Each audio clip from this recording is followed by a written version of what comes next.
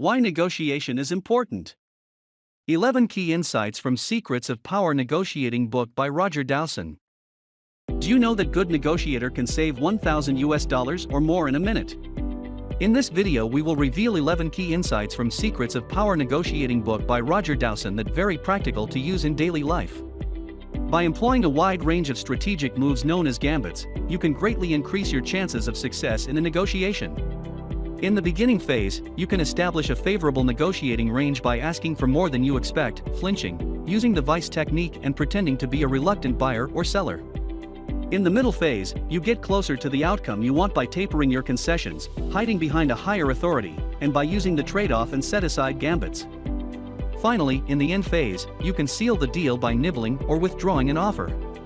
When professional chess players compete against each other, they don't just improvise their moves on the chessboard. They pertain to the game prepared with a toolbox of gambits. These are strategic moves that include some degree of threat, but can offer a player a significant advantage if they're deployed in the proper way, at the correct time. Power arbitrators also have gambits. They can be divided into three categories, which correspond to the three phases of negotiation: the start, middle, and end. Starting gambits are the opening moves you can utilize to secure a strong grip at the start of a negotiation. Middle gambits then assist you to move the negotiation in the instructions you desire it to go. Ending gambits enable you to seal the offer in your favor. In these key insights, you'll discover how to use all three types of gambit.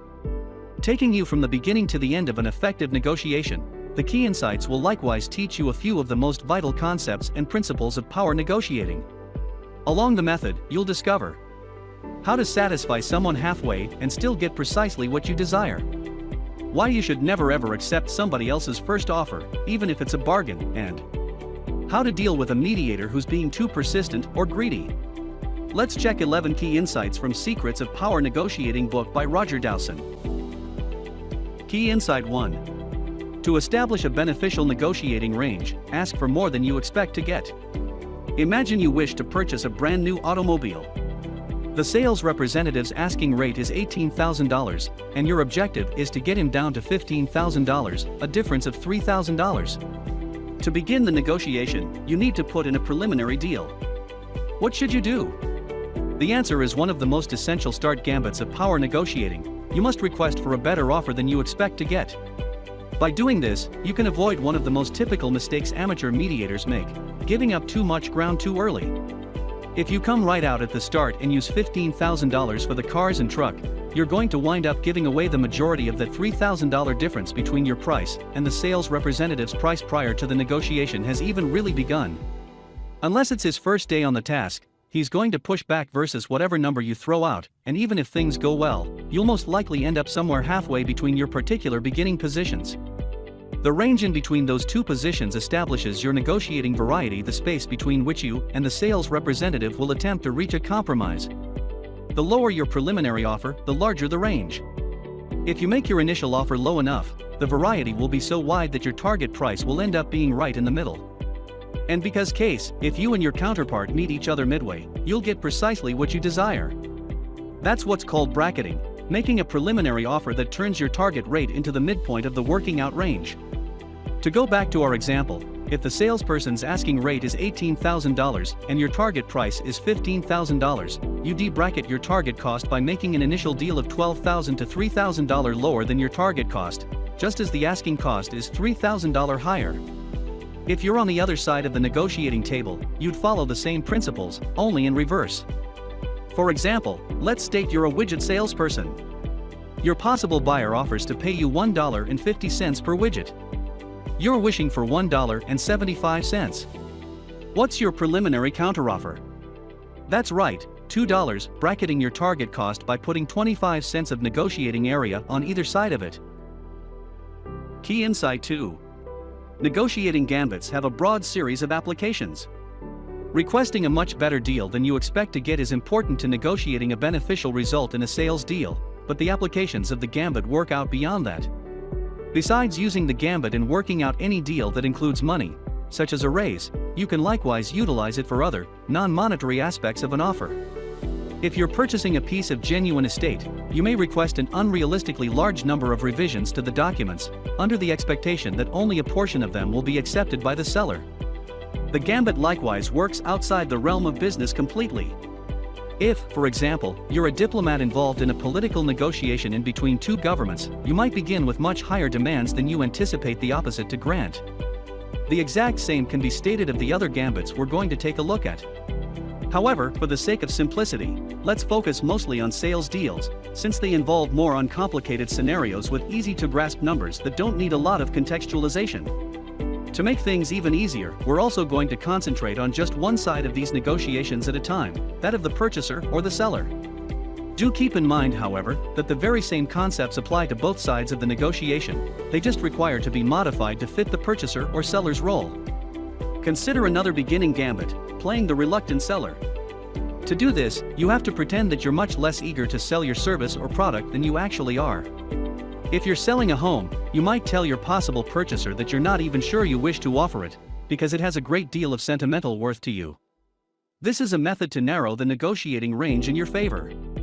The more you convince the purchaser of your hesitation to sell, the less likely they'll be to lowball you in their initial deal, particularly as they won't wish to make you even more reluctant to offer. Two can play this video game, your equivalent can likewise act like the unwilling buyer. They just need to persuade you that they're not so interested in purchasing your home. Saying that there are many other well-priced alternatives they're considering is one tactic. It may lure you to lower your asking cost, narrowing the negotiating range in their favor. Key Insight 3. Carefully chosen body language and verbal language can have a big impact when negotiating. As you've probably gathered, power negotiating involves a fair amount of bluffing. You don't really expect to buy that $10,000 second-hand boat for $5,000, you're just using that offer as a way of widening your negotiating range and bracketing your target price of $7,500. Moreover, the owner isn't actually reluctant to sell his boat, he's just putting on an act so you'll make a better offer. The same is true of another beginning gambit, flinching. To continue with the same example, when the boat owner proposes his initial sale price of $10,000, you should act visibly shocked that he would propose such a number even if it's entirely reasonable. If you're a good enough performer, and the owner is a bad enough negotiator, he might respond by immediately lowering his asking price. Even if you don't get that lucky, you're still communicating that the price is unacceptable to you in a way that's much more convincing than words alone. By contrast, if you don't flinch or have a visceral reaction to his offer, the owner might interpret your neutral body language to mean that the price doesn't seem that high to you, even if you claim otherwise. This might lead him to see your words and counteroffer as just a bluff, which will encourage him to stick closer to his asking price. Yes, body language is important in negotiating, but words can be just as powerful. This next gambit involves using a simple 7-word phrase. It's called the vice technique. To use it, let your counterpart make her initial offer. In response, and with a calm voice, you then say, "You'll have to do better than that." The next move is hers. The point of this gambit is to put the negotiating ball right back in her court, so let it stay there until she does something with it. If she's a novice negotiator, she might respond with a better offer, improving your negotiating range before you've even made a counteroffer. But if she's a savvy negotiator, she'll throw the ball right back to you by asking, "How much better do I have to do, exactly?" Now you have to pin yourself down with a price that will establish the negotiating range. Keep this countermeasure in mind if someone tries to use the vice technique on you. Key Insight 4. Even if it's a great deal, you shouldn't accept the other side's first offer. We're now going to look at one last beginning gambit, but it's certainly not the least important. Indeed, it represents one of the cardinal rules of power negotiating: never accept the other side's initial offer. If you're buying or selling something and the other person is the first party to propose a price, the rationale here is obvious. You could get a better price by making a counteroffer and negotiating further. But what if you're the one receiving an initial counteroffer? And what if it seems like a great deal? Your inclination might be to pounce on it. Don't. To see why you shouldn't, imagine you're buying a used car from an acquaintance. You ask him the price. He says $5,000. You want to pay $4,000, so you counter by offering $3,000. And then, without a moment of hesitation, the man says, "All right, sold. It's all yours." On paper, this sounds like a cause for celebration. You just beat your target by $1,000 without even having to really negotiate.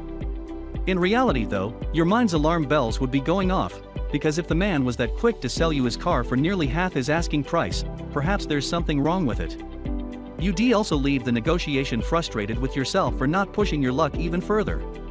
If it was that easy to get him down to $3,000, what would have happened if you'd offered an even lower amount, say, $2,000? Perhaps you could have gotten an even better deal. Now you'll never know. By contrast, imagine if the man refused your initial offer and then drew you into a long, hard-fought negotiation in which you finally landed at your target of $4,000. You'd be paying $1,000 more than in the other scenario, but you'd probably feel more satisfied with the outcome. By not budging on the price without a fight, the man would make the car seem more valuable, and he'd leave you feeling like you couldn't have gotten a better deal out of him.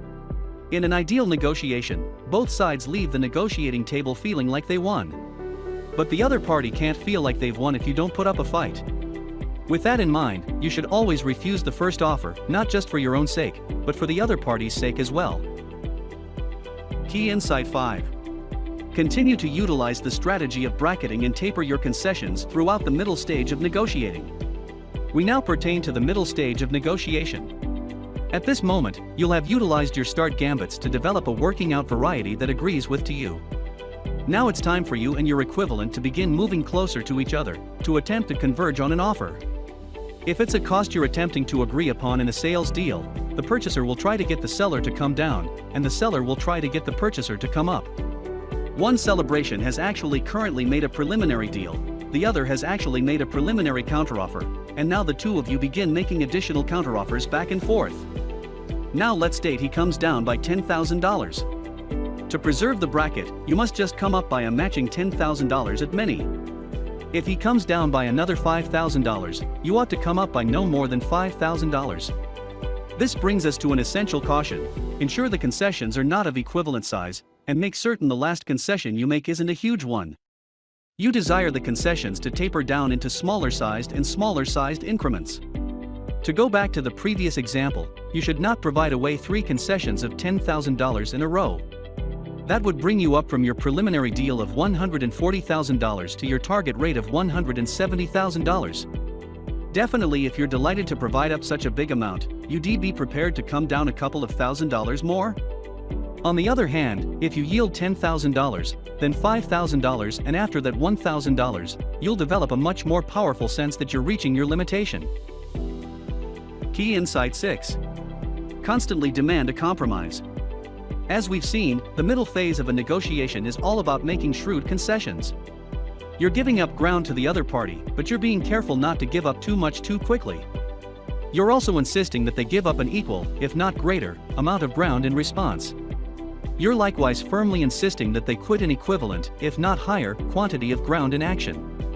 It boils down to a guideline: never ever make a concession without asking for one in return.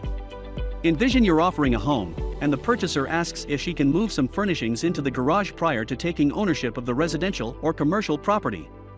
What should you ask for in return? Rather than proposing something yourself, let the other side propose something for you. Possibly she'll react by proposing something much higher than you were anticipating. When the other celebration asks for a concession, it's a natural chance to acquire something in return. Even if the concession is no skin off your back, you might still benefit from approving it. Even if that simply appears greedy to you, there's another factor to do it: if you make a concession without asking for something in return, you're setting a hazardous precedent. In other words, by stopping working to ask for a concession, you're motivating the other celebration to be greedy. By utilizing the compromise gambit, you can nip this issue in the bud. If you develop a pattern that whenever the other celebration requests for a concession, you'll request for a concession in return, they'll be a lot more sensible and restrained with their demands. Key Insight 7. To prevent making concessions and position yourself as more of an ally than an enemy, conjure up a greater authority. Picture you're a sales representative for a mid-size paper business, and you're working out an offer with a customer. In the middle of the negotiation, she asks you to make a considerable concession, including expedited shipping to her big order of paper materials. It looks like you have actually reached a dead end. What do? Now would be a great time to use another middle gambit: the greater authority. This involves pretending that there's another individual or entity who needs to authorize any concession or choice you make. You might inform your customer something like this: "Well, I'm not sure if I can encourage my individuals to authorize this offer without an extra charge for expedited shipping." If you come back later on and state, "Sorry, my individual state they can't offer you totally free expedited shipping," you have actually likewise taken some of the sting out of the rejection. You're simply the messenger. If you define a private state, your employer or partner, the customer may ask if she can talk straight to the authority.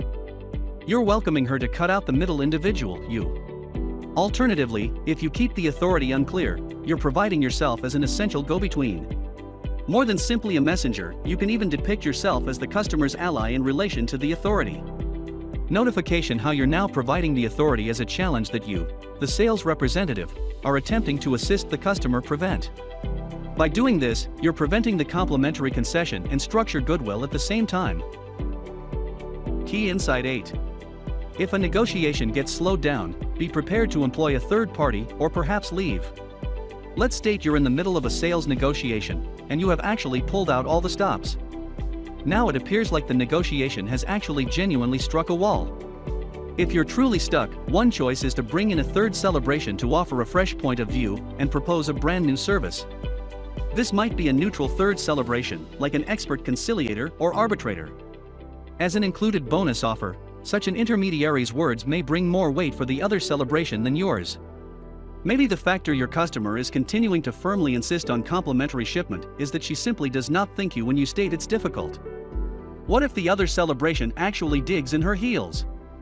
And what if it has to do with something that's really undesirable to you? The response is among the most important tricks of power negotiating. Be prepared to leave the offer and job your capability and determination to do so. One easy method to do this is to make it clear that you have alternative choices. You might discuss that you have other potential customers you might offer the exact same item to. You do not require to make this specific offer with this specific customer. If the other celebration senses that you have it, and if she actually desires to make an offer, she'll be hesitant to press you too far and mess up the offer over a single concession. If, nevertheless, she senses you're reluctant to stroll away, she'll be much more likely to stick to her weapons and press her luck. Key Insight 9. When a concern ends up being a sticking point, set it aside for later on. There's no pity in contacting an arbitrator or leading a stalled-out negotiation. If it needs to take place, it needs to occur. Prior to you take one of these more extreme steps, there are a couple of less significant techniques you ought to attempt out. You might alter the setting of the negotiation by recommending you continue the discussion over supper. You might bring in some fresh energy by changing up the members of your working out group. Whatever you do, the point is just to thaw the ice and keep the flame of the negotiation alive. The concept behind this gambit is that when you reach a deadlock in a negotiation, it's normally about simply one or a few of the lots of concerns you're attempting to work out with the other side. If you're attempting to offer a customized item, the sticking point might be the timeframe for developing the model. There are still a variety of other concerns on which you can most likely reach a contract, however, varying from the requirements of the item to the regards to payment. With that in mind, you ought to reserve the concern that's the sticking point and concentrate on the other ones where you can discover commonalities. You can constantly circle back to the sticking point throughout the end stage of the negotiation. That may seem like kicking the can down the road, however it serves a really tactical function. Having actually overcome a lot of other problems and getting so near to the goal, the other celebration will most likely hesitate to lose the offer over a single meager information. He more than likely will not wish to leave a battle empty-handed and seem like his effort and time were for nothing. Include the additional sense of momentum and the goodwill he'll ideally be feeling at this moment of the negotiation, and he'll most likely be far more responsive to making a compromise. Key Insight 10. At the end of a negotiation, it's simple to get a little concession from the opposite. The more energy and time we invest into a business, the less we desire it to go to waste. The more we think about something as being ours, the less we wish to release it. And the more we feel ourselves nearing the goal, the less we wish to stumble in the last stretch. In the end stage of negotiation, the set-aside gambit makes the most of these mental characteristics, utilizing them to press the opposite into making a concession they may not otherwise make. This is the same for the next gambit we're going to take a look at: munching. To pull this one off, you just wait up until the last minutes of the negotiation, and after that, right when it looks like you have actually reached an offer, you request one last little concession or two. If you're purchasing an utilized truck and you're about to sign the check for $7,000, you could nonchalantly state, "Oh, and the truck is going to come with a complete tank of gas, right?" At this moment in the negotiation, the opposite will seem like that $7,000 is virtually hers, which she's put a great deal of work into getting it. The offer is simply a signature far from being clinched. As a result, she most likely will not wish to threaten it over such a little concession, so she'll simply approve it to you to prevent any problem. Of course, the other side can likewise attempt to utilize this gambit versus you. That method, you'll preempt them from attempting to ask for those advantages for complimentary at the end of the negotiation. You can attempt to make the other side feel a little ashamed about their effort to munch. To avoid this counter gambit from stinging too hard, put a huge smile on your face and, in a good-natured tone, state something like, "Oh, come on." Key Insight 11. When you have actually done a great task of negotiating, sugarcoat the offer to make it a much easier tablet for the opposite to swallow. From requesting for more than you anticipate to get to withdrawing a deal under fabricated pretenses, there's a reasonable quantity of hoax associated with a lot of the working out gambits we have actually been checking out. If this has actually left a sour taste in your mouth, you remain in luck. The last gambit we're going to take a look at permits you to end a negotiation on a sweeter note. Picture you have actually been utilizing all of the gambits you have actually discovered in these blinks, and you have actually been doing well in your negotiation. In reality, you have actually been doing a little too well. You have actually gotten the other side to make so numerous concessions that he's feeling quite beat at this point. If you're offering an automobile, you might provide away your snow chains. If you're offering devices, you might provide to personally monitor the setup. If you're offering an item with a service warranty, you might extend it from 2 years to 3. The giveaway can be quite little. The concept is just to be the last individual to offer a concession. That way, the other celebration can consent to the offer while seeming like they won the last triumph. This will soften the blow of the previous beats and help them feel great about accepting the offer. Obviously, the total success is still yours, however, keep that fact to yourself. Do not celebrate or inform the opposite he might have gotten a much better deal out of you if he worked out harder. He'll hold it versus you if you ever work out with him once again, and even if you do not, why ruin the goodwill you've simply developed? Do the reverse, act like he got the much better offer and praise him on a job task done. Keep in mind, a win-win negotiation is one in which both sides disappear seeming like they won, so let the opposite indulge in the radiance of that sensation. Congratulations for level up your negotiation skill. What's your thought on this? Keep reading and don't forget to subscribe.